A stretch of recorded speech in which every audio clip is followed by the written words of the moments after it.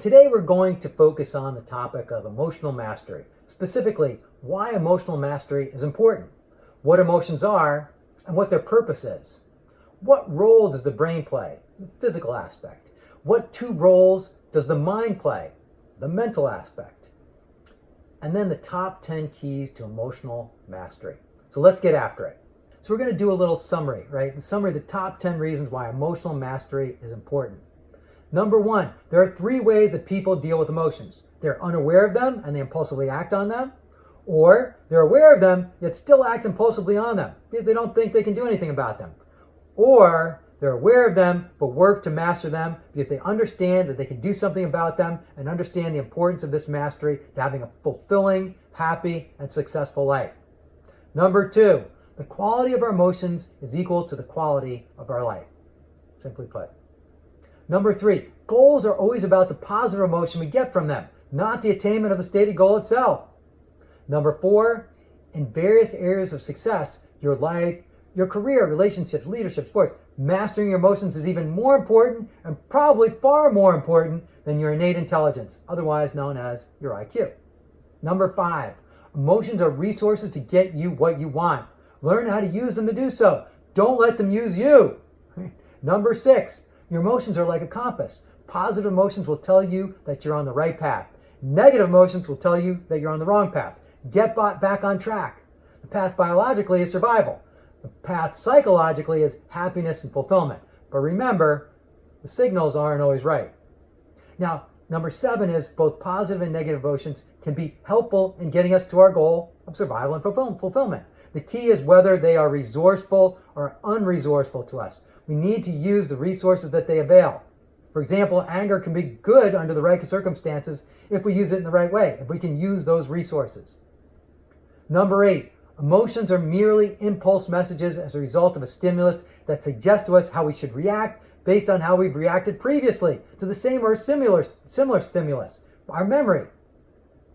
Number 9, the brain has 2 main areas. The old brain, where the amygdala resides, and the new brain, where the prefrontal cortex resides. The old brain and the new brain work together with emotions to get you to the right results. You need to know how to work with them. That's mastering your emotions. And number 10, the old brain links stimuli to its memory banks to see how this situation or a similar situation was handled previously and recommended to the new brain via an emotion. What action, or better yet, what reaction to take based on what we did before. The new brain then needs to use its reasoning capabilities to do some due diligence on this recommendation, to decide whether to take that action or not, or some variation of it. We basically have 2 minds. We have the old layer, or the lower mind, which biologically is where the limbic system is, which houses the amygdala. We also have the new layer, or the upper mind, which biologically is where the neocortex is, and that's where the prefrontal cortex resides.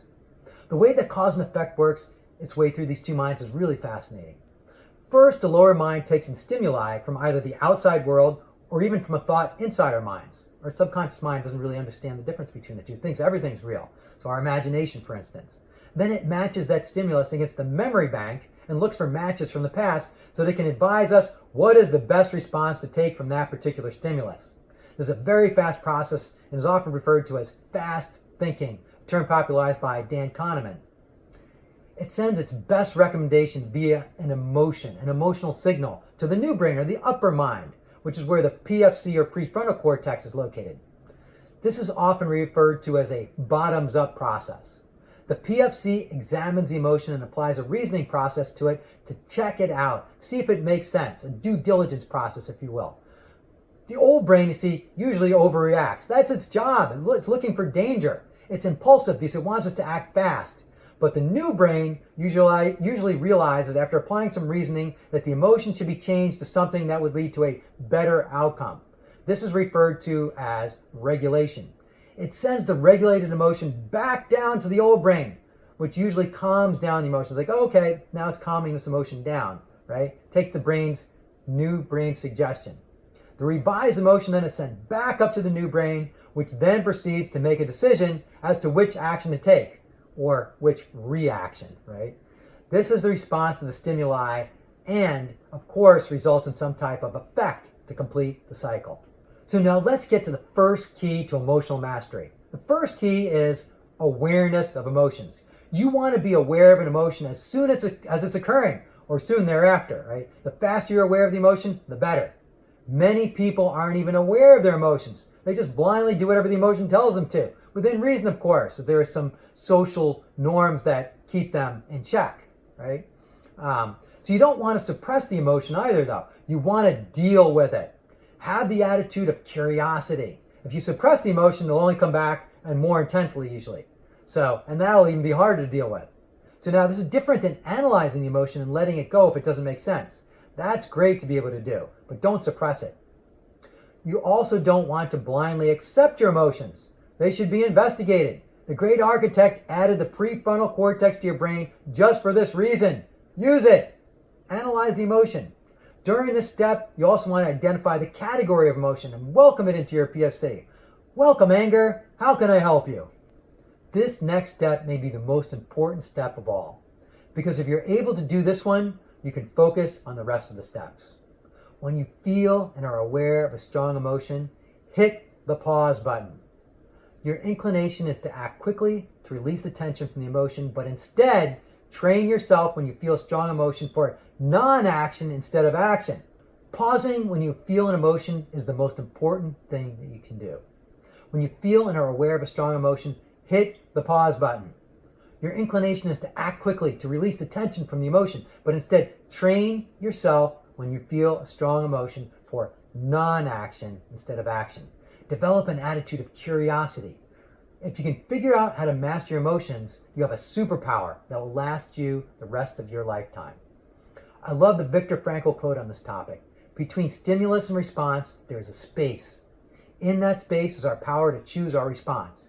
In our response lies our growth and our freedom. That's Viktor Frankl. That pretty much sums it up.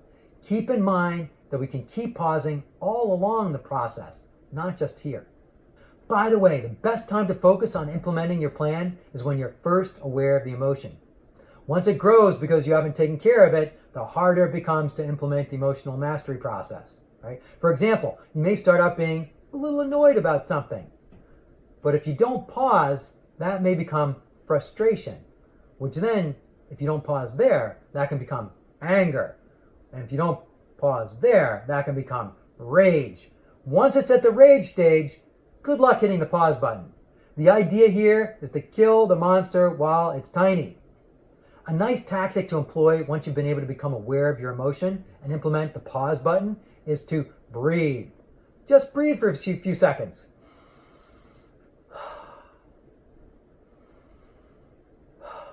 Why? Why would you do that? Strong emotions tend to activate our sympathetic nervous system, which is the fight or flight response. This is a very powerful response and very stressful. It's a stressful activation. It increases your heart rate, causes muscle tightness, releases cortisol into your system, and a whole host of other physiological reactions that can be damaging over long periods of time. It also closes down your prefrontal cortex and thus your ability to reason. Now, breathing activates the opposite and balancing system, the parasympathetic nervous system. This turns down the sympathetic nervous system. When one goes up, the other automatically goes down.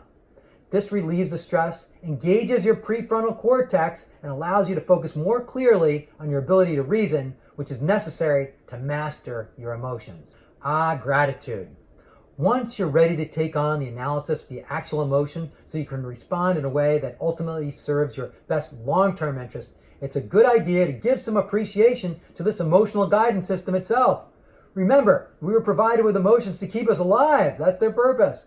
We're very fortunate to have them. Positive emotions tell us we're on the right track. Negative emotions tell us we're on the wrong track and give us the resources we need to get back on track. The only reason we have to go through this process is because our environment has changed so quickly. So we need to utilize our prefrontal cortex to adapt to the new environment. This exercise of feeling gratitude also serves to put you in the right mindset to tackle this challenge. Now, it's really important to understand the meaning of our emotions so we can understand the message. Because that's what emotions are. They're messengers. They're messages or signals to take some sort of action. So the first step in understanding the meaning of the emotion is to decide if the trigger itself is real or imagined.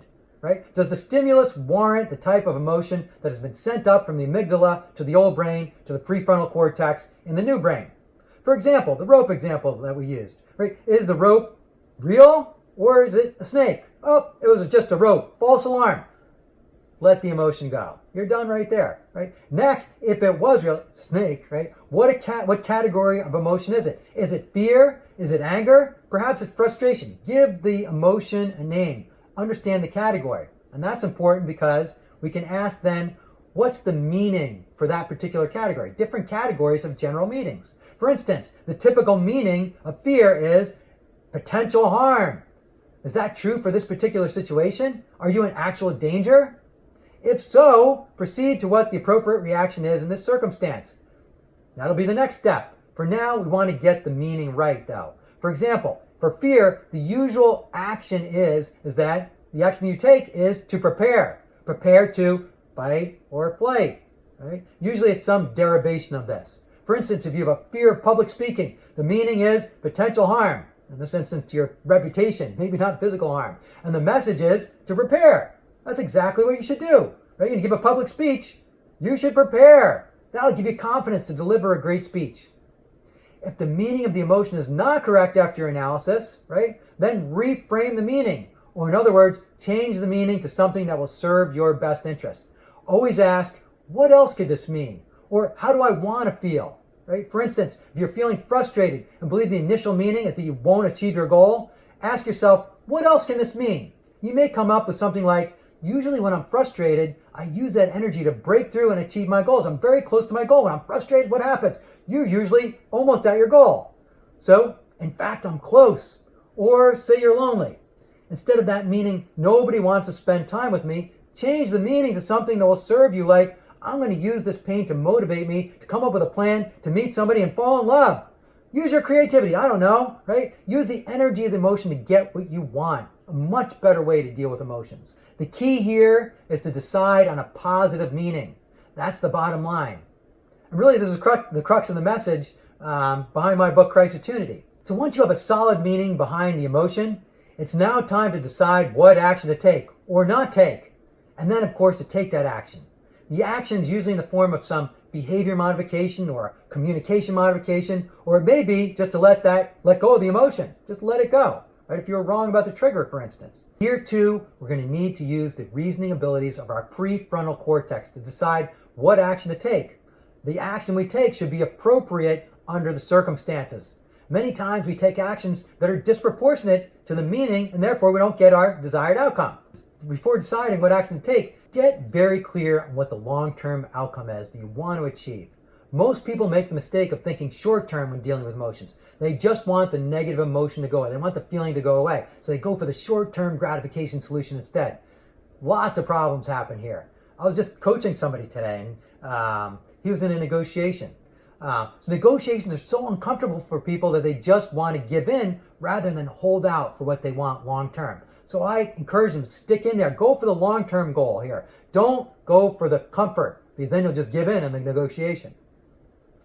Now, once you're clear on what it is that you want, what your objective is, then decide what the best course of action is that you can take to achieve it. Again, categories of emotions have typical default actions. The default action for fear is to prepare, right? Because the meaning is potential harm. You better prepare. The default action for overwhelm is to prioritize, because the meaning of overwhelm is that you're overloaded with things. You got too many things on your plate, so prioritize. I like that one. I teach a whole course on that, right? I have the full list of these meanings and actions on our website, so you can take a look at them. You can download them. You can download them for free. Now, once you decide what the appropriate action is that'll get your outcome, take that action. Don't look back. You've put hard work in. You've made the best decision you could with the information that you had available to you at the time. Go do that. Take that action. Now, most people focus on negative emotions and how to deal with them. It's just as important that we spend time focusing on how to cultivate positive emotions, emotions that inspire and motivate us to do those things that are in our best interest. We want to cultivate these positive emotions because emotions are the experience of life, one of the best quality of life. It's not things that give us the best experience. They may lead to better emotions, but they can also lead to painful negative emotions as well, right? Things can. What we're after here are positive emotions. That's the end game. That's what this is all about, right? So think about cultivating positive emotions that will provide you with long-term fulfillment, not short-term pleasure, which many times will lead you to long-term pain. That's easy to see with diet. Eating unhealthy can bring about short-term positive emotions, but you'll pay the price in the long term. Make it a habit to cultivate positive emotions. Our minds are like a garden. Emotions are like seeds in the garden. Plant positive emotional seeds and cultivate positive emotions. Weed out the negative emotions. Make room for the positive emotions to grow. Once the positive emotions grow and their roots are sturdier and deeper, there won't be any room left for negative emotions. If you focus on making it a habit of planting these positive emotions every day, your life will be like a wonderful garden of positive emotions. So how do you cultivate positive emotions? We have 10 that I go through on our website. You can go take a look at those. I'll go through a few here now, but for those who want them, take a look at our website. It's free. You can download them at Arootah.com. Okay, so let's take a look at a couple. So gratitude, for instance, appreciation. Focus on what you have, not on what you don't have.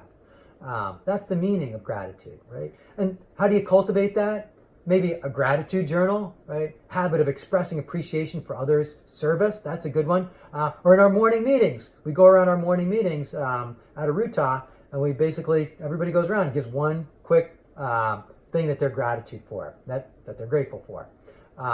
Curiosity, right? The meaning is to have a strong desire to learn something. So keep asking who, what, when, where, and how, right? That's curiosity. Determination, right? Persistence or determination. Persistence, continue firmly on course despite any challenges, right? And, so don't ever give up, right? Don't give up, no matter how hard it is, right? That's just, those are a few. So let's talk about physiology and its impact on emotional mastery. So exercise. Exercise has a positive effect on your mood, also been shown to reduce stress. Yoga especially is a good workout for stress relief. Exercise improves your energy levels and provides you with a sense of accomplishment, which also serves to improve your mood. It's thought that the improved emotions from exercise are the result of various neurotransmitters that are released when one is exercising, such as endorphins and cortisol. Cortisol levels can also be counterproductive, so you need to be careful. You should stick with enjoyable forms of exercise so that you actually stick with the exercise. Recommendations are 150 minutes of cardio per week and then 2 days of strength training per week. Another physiological thing you can do to develop mastery over your emotions is sleep. Getting quality sleep is an easy way to make positive impact on both reducing your negative emotions and increasing your positive emotions. There are numerous studies that show that a lack of sleep impacts both positive and negative emotions. But you really need the studies? It's pretty obvious, right, to you by now that at least on the negative mood side, that when you're sleep deprived, you're likely to be grouchy or grouchier if you're normally grouchy, and tend to snap at people you normally wouldn't. You may not notice, however, the impacts on positive emotions that a lack of sleep has. Studies show that people tend to generally be less friendly, less empathetic, and generally have a lower level of positive moods when they're sleep deprived. An interesting study noted that when sleep deprived people achieved goals, they were less likely to feel as happy as those who had adequate sleep and they achieved those goals.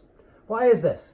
Studies show that sleep deprivation made the old brain, specifically the amygdala, more sensitive to stimuli and increases negative emotions sent to the new brain. Right? However, sleep deprivation also decreased the prefrontal cortex's ability to regulate the negative emotions, thus resulting in what I call, in technical terms, a double whammy. So more negative emotions and less regulation of them. Get an adequate amount of sleep. Sleep 7 to 8 hours per night and keep to a regular routine. It's also recommended not to go to bed too late. Now, until recently, it was thought that we couldn't change the structure of our brain. Then at the turn of the century, it was discovered that we actually can. We can alter our brain. The brain is a dynamic organ, and we can change its architectural structure throughout our lifetimes, even in old age.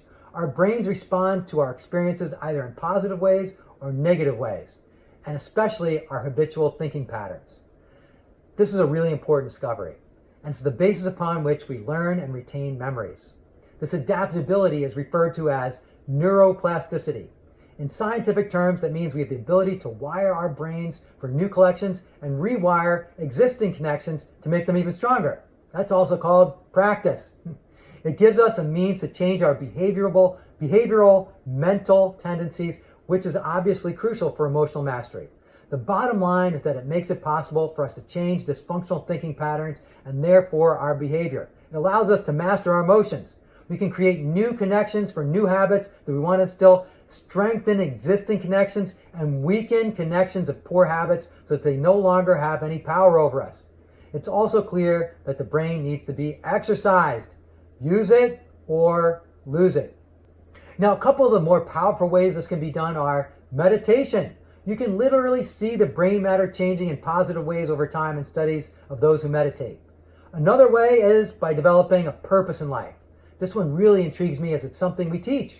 Finding a career that you love can change your brain in positive ways.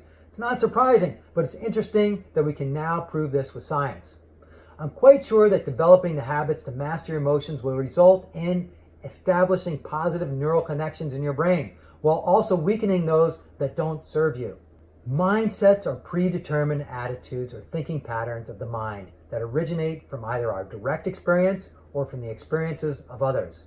Remember, the genesis of an emotion is when a stimulus is taken into the limbic system of the brain, and specifically the amygdala, right? Otherwise affectionately known as the old brain. So the stimulus is taken into the old brain. This is where the memories are stored. The old brain then links up that stimulus with a memory so they can send a recommended course of action to the new brain via prefrontal cortex. These memories are in the form of mindsets. It links the stimulus with a particular mindset, and then out comes an emotion that's consistent with the mindset. Unless the mindset is overridden by the prefrontal cortex will agree with the emotion and take action consistent with that emotion, and thus the mindset. Mindsets can be in the form of beliefs or instincts or cognitive biases. So the process is stimulus connects to a mindset, produces an emotion. The emotion goes to our upper brain, our new brain, it does its job there, and then comes back down. It's important that we focus on the mindsets as they hold the key to our emotional mastery. This is the first step in the process where our brain searches for the right initial emotion, right? If we get the initial emotion right, then we don't have to go through this whole process. As an example, I'm working on training my brain right now for the mindset of Crisitunity, which is the name of my book, right, that we talk about.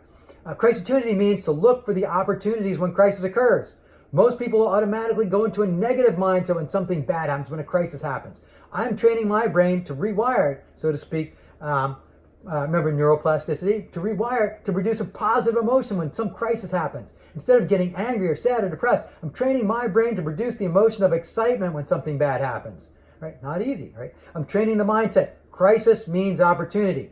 It can mean an opportunity to help, to serve others, to provide some type of service. They're usually in need if there's a crisis. It can be an opportunity to learn. There can be some sort of financial opportunity. The opportunities are endless. The key is to understand that mindsets are the master key to our emotional mastery. So this is sort of like a prequel as we're ending with a beginning. But it's important to understand the process so that we can understand the importance of mindsets.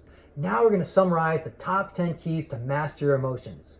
Number 1, awareness. Right? Be aware of your emotions as soon as they're occurring. This takes practice and should be instilled as a habit. Get curious about your emotions. Number 2, pause before you react. In fact, make it a habit of non-action, non-reaction when you feel an emotion. Gives you time to do your due diligence on the emotion, to get curious about it, to decide the best course of action. Do not trust your initial instinct. It is often not in your best interest. Of course, if it's something that's an emergency, you won't be able to pause. It'll just happen. You have a car coming at you, boom, you're going to jump. You have a tiger running at you, you're going to go. Right? So don't worry about that. Number 3, breathe. Breathe as soon as you feel the emotion. In fact, take a few breaths. This engages the parasympathetic nervous system, which balances out the sympathetic nervous system. Stress, right? It gives you stress. Sympathetic nervous system is activated by the emotion, especially strong emotions.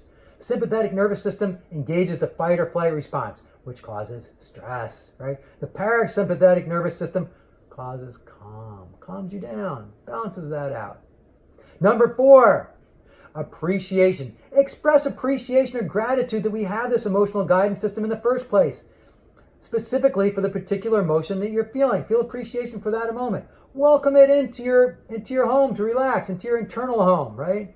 Relax. Come on in, anger. Let's explore why we have anger. Number 5, meaning. There's really 3 steps here, right, to determine the meaning. First, decide if the trigger itself is real. Many times, the stimulus isn't what you initially thought it was, right? A rope instead of a snake. If it's false, let it go. If it's real, then move on to understand the meaning.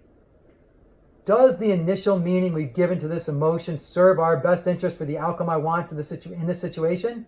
If the answer is no, then come up with a better meaning that will serve our best interest, right? A good way to do this is to ask, what else could this mean? Keep asking that until you come up with a meaning that serves you, right? Serves your best interest. Then decide what action to take, right? This is step 6. Decide what the appropriate action or response is to the trigger or cause or stimulus.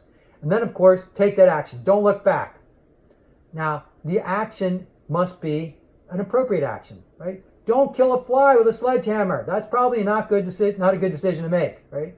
May not even be a good decision to kill the fly in the first place. Number 7, cultivate. Cultivate positive emotions. Remember that the quality of our lives is equal to the quality of our emotions. We want to have positive emotions. Spend time cultivating positive emotions like gratitude, right? Have a daily gratitude journal. Before our daily team meeting, like I said, we go around and we tell each other one thing that we are grateful for, right? Cultivate that emotion. Number 8, physiology. Here we're talking about sleep and exercise. They have direct impacts on the quality of your emotions. There are all kinds of studies to prove this. Get your 8 hours of sleep per night and get plenty of aerobic and anaerobic exercise. Number 9, neuroplasticity. Our brains are moldable from the day we're born to the day we die. We can wire them for the things that we want and stop using the connections that we don't want. Weakens those connections. This is a really important concept. We can wire our brains to react to stimuli in a positive fashion, giving us positive emotions. Number 10, mindset. Our mindsets are predetermined thinking patterns that are the genesis for our emotions. They are held in our memory and associated with any given stimulus to produce a certain emotion. We can improve our mindsets, which will improve our emotions, thus changing the quality of our lives for the better. Now it's time to put this into action. Remember, knowledge does not apply itself. I'm going to give you all a challenge, right? This is your homework here, okay? So the challenge is to instill these positive mindsets and eradicate the negative ones, if you're up to it. It's a great opportunity. So this is called the 10-day positive mental diet or 10-day positive mental challenge. So the first rule is, for the next 10 consecutive days, refuse to dwell on any unresourceful thoughts or feelings. Refuse to indulge in any disempowering questions or negative vocabulary, either to yourself or to others. The second rule, when you catch yourself beginning to focus on the negative, and you will, you are to immediately snap yourself out of it and then change your thinking or state. You can do this by asking empowering questions such as, what's great about this? Or what else can this mean? Or you can refrain from any negative thoughts that come up. For example, if you catch yourself saying, this sucks, you're going to replace it with, this is awesome.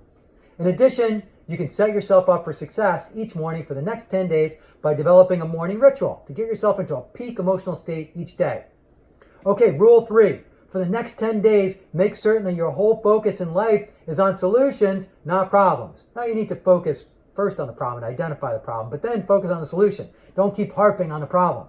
The minute you see a possible challenge, immediately focus on what the solution could be after you focus on what the problem is.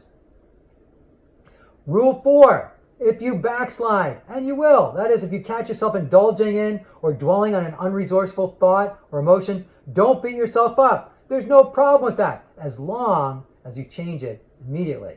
However, if you continue to dwell on an unresourceful thought or feeling for more than a minute, you must wait until the following morning to start the 10 days all over again. So don't screw this up. Right? The goal of this program is 10 consecutive days without holding or dwelling on a negative thought or state. The starting over process must happen no matter how many days in a row you've already accomplished the task. You might be on day 9, you're almost there, and then you get angry at somebody. Now, if you take on this 10-day mental diet challenge, it will do 4 things for you. Number 1, it will make you acutely aware of all the habitual mental and emotional patterns that you have, the patterns that are holding you back. Number 2, it will make your brain search for empowering alternatives to them, especially when you train yourself to look for empowering meanings to stimuli. Number 3, it will give you an incredible sense of confidence as you'll learn that you can literally change your emotional state from a negative one to a positive one in an instant. Most importantly, number 4 is it will create new habits, new standards for you, and new expectations that will help you expand more than you could have ever believed. Who knows, maybe you'll even want to continue after the 10 days, maybe for the rest of your life. Now, the best way to stay accountable to this is to commit via public declaration to friends, family members, co-workers that you're going to do this 10-day mental diet challenge. This will help to make you stay accountable and show your level of commitment to complete it. Right? Beware, though, they're going to push your buttons. Your husband, your wife, your kids, your subordinates, your best friend, all the people you thought that loved you and wanted to support you. No! They want you to fail. Why would they want you to fail? They want you to fail because they'll see how successful it is. They know it's hard, but then they're going to have to do it. Right? So beware. So how else can you win this challenge? And you're challenging yourself, really. Right? How else can you win? The pause. Remember, old friend, the pause. Pause between stimulus and response. Ask, what else can this mean? Because the subconscious mind is going to give you a pre-programmed answer. You need to analyze that answer to see if it will lead you to the most desirable outcome. Remember, it's the pause that gives you a chance here. Don't blow it.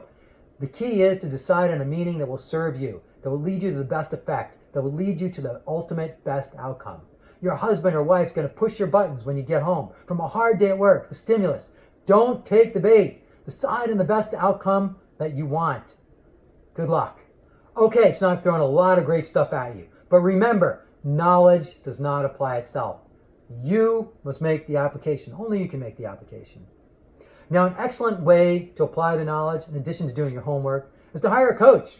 We have them, but even if you don't choose one of our coaches, go out and get one somewhere. At least get an accountability buddy. Now, coaches work with you to identify your top goals and then to hold you accountable for their achievement. You can sign up for a coach at Arootah.com. I love our coaches. Hey, feel free to download our new book, Crisitunity, Finding the Opportunity in Crisis. It's free. Developing a crisitunity mindset is a great example of applying what you've hopefully learned in this webinar. Go to Arootah.com and download it. And finally, if you have any questions, please feel to reach out to us at Arootah.com and remember to make some thoughtful comments to contribute to the greater good. Do your homework. We'll see you next week.